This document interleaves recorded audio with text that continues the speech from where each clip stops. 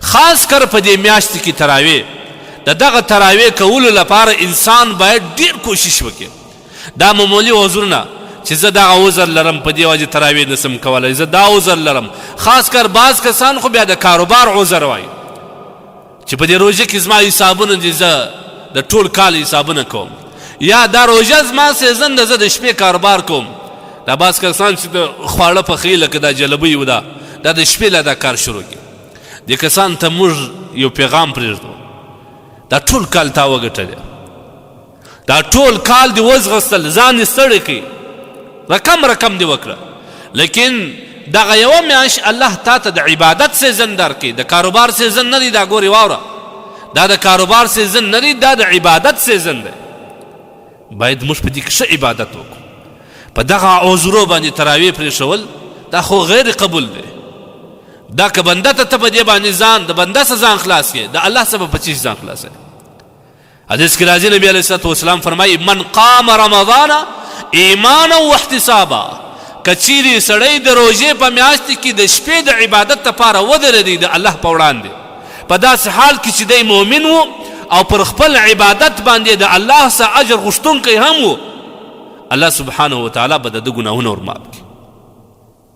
الله تبارک وتعالی به د ده ټول ګناهونه معاف کړي. حدیث کې راځي نبی علیه الصلاة والسلام فرمایي ان الله فرض صیام رمضان، الله پر بندگانو باندې د روژې د میاشتې روژه فرض کړه. وسننت لکم قیامه، او ما ستاسو لپاره د دې روژې د میاشتې قیام د شپې، که تراویح وي، که تهجد وي، که عبادات نوافل وي، دا مې ستاسو دپاره سنت وګرځول. روایت کې راځي نبي علیه الصلاة والسلام فرمایي که چیرې په روژې په میاشت کې د شپې چا یوه سجده ولګول، هغه ځوانان دې واوري چې دا شپه دې په لهو لعب باندې تېروي، یا یې په بوډو تېروي، یا یې په ټورنمنټو باندې تېروي، په ګینو، په فوټبالو، په کرکټ یې تېروي، یا یې په پابجي ګیمو تېروي، او یا یې په ورکو تېروي، یا یې په بنډارو تېروي. دا کسان دې واوري. زموږ اسلام د انسان او الله تبارک وتعالی د بنده د مغفرت لپاره بهانه غواړي. حدیث کې راځي من تقرب فيه بخصله، که چیرې یو سړی په دغه میاشت کې یو معمولي ښه کار یې وکړي، دا رقم دی لکه په عام حالت کې چې یو فرضي کار وکړي. یو سړی 2 رکعاته نفل وکړي، الله تبارک وتعالی دغه نفل د ده دومره زیات اجر ورکوي لکه په بل وخت کې د روژې د میاشت څخه علاوه په بله میاشت کې لکه فرض لمونځ چې وکړي. موږ تاسو څونه غولېدلي. روایت کې راځي نبي علیه الصلاة والسلام فرمایي لیس من مؤمن يصلي في ليلة إلا كتب الله تعالى 1500 حسنة بكل سجدة. سبحان الله. یو مؤمن که د روژې په میاشت کې د شپې د عبادت لپاره راکښېنستی، یا یې دا شپه په عبادت باندې رڼول، په یوه سجده باندې الله تبارک وتعالی 1500 نیکۍ ورکوي. سبحان الله. 1500 نیکۍ.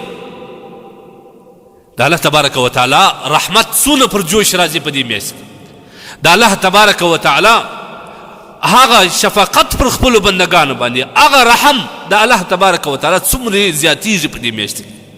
پر یوه سجده باندې 1500 نیکۍ درکوي، او پر یوه سجده باندې الله سبحانه وتعالی دته په جنت کې یو کور ورکوي چې د هغه به په سوو نه په زرو دروازې وي. موږ تاسو په څه تېروو؟ هر یو کوشش دا کوي چې د تر اوسه ځان وکړي. په دا وخت کې بیا د شپې چاته مریض پیسي، مریض بیا دا بس یو بهانه ده د ځان دپاره تله شي.